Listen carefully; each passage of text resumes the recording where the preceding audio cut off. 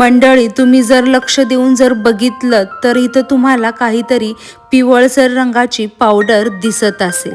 ही powder नसून हे आहेत परागकण पोलन. हो, जॉर्जियामध्ये स्प्रिंग सीझन आला की हवेमध्ये पोलनचं प्रमाण खूप वाढतं. झाडं, फुलं, गवत यांच्यामधून हे परागकण हवेमध्ये पसरत असतात. जॉर्जिया राज्यामध्ये ग्रीनरी खूप आहे.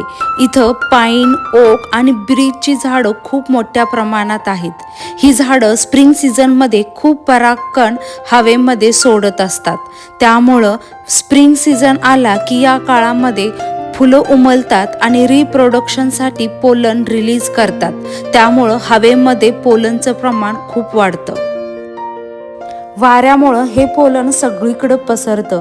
त्यामुळं गाड्यांवरती, रस्त्यांवरती सगळीकडं पिवळसर असा लेयरच तयार होतो.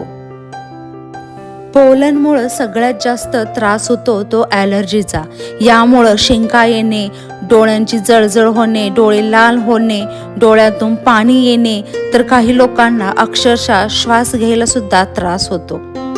जॉर्जियाचं हवामान हे दमट असल्यामुळे आणि ग्रीनरी जास्त असल्यामुळे जॉर्जियामध्ये पोलन जास्त तयार होतं आणि वाऱ्यामुळं हे सगळीकडं असं पसरतं. इथं तुम्हाला गाडीवरती हे पिवळसर रंगाचं हे पोलन दिसत असेल.